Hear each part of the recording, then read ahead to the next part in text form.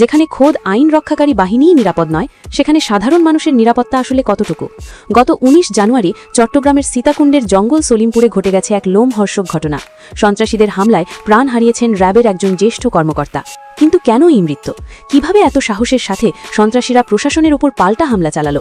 এবং এই ঘটনা বাংলাদেশের বর্তমান আইন শৃঙ্খলা পরিস্থিতি সম্পর্কে আমাদের কি বার্তা দিচ্ছে? আজকের ভিডিওতে আমরা জানব সেই ভয়ানক রাতের বিস্তারিত। ঘটনাটি ঘটে সোমবার সন্ধ্যায়।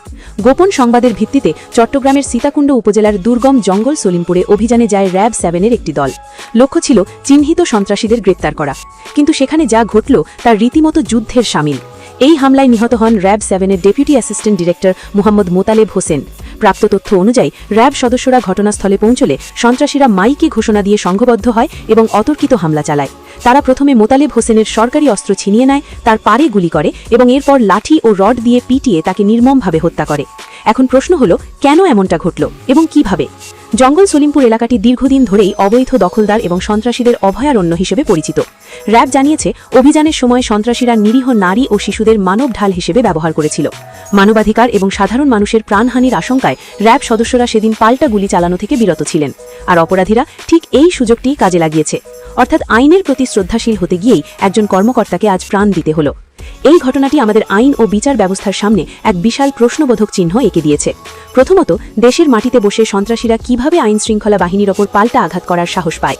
এটা কি শুধুই তাদের সাহসিকতা, নাকি আইনের ফাঁকফোকর এবং বিচারহীনতার সংস্কৃতির ফল? দ্বিতীয়ত, জঙ্গল সলিমপুরের মতো এলাকাগুলো বছরের পর বছর ধরে কিভাবে প্রশাসনের নিয়ন্ত্রণের বাইরে থাকে?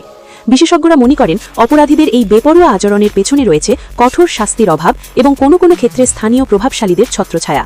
যখন একজন র্যাব সদস্যকে পিটিয়ে মারা হয়, তখন বুঝতে বাকি থাকে না যে অপরাধীরা আইনকে কতটা তুচ্ছ মনে করে।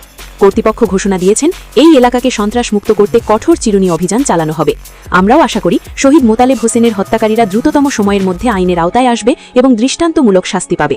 তবে শুধু অভিযান নয়, প্রয়োজন দীর্ঘমেয়াদী আইনি সংস্কার এবং তার সঠিক প্রয়োগ, যাতে ভবিষ্যতে আর কোনো আইন রক্ষককে এভাবে প্রাণ দিতে না হয়। আপনার কি মনে হয়, দেশের আইন শৃঙ্খলা পরিস্থিতি নিয়ন্ত্রণে প্রশাসনের আরও কঠোর হওয়া উচিত কিনা? কমেন্ট করে জানান আপনার মতামত। ধন্যবাদ।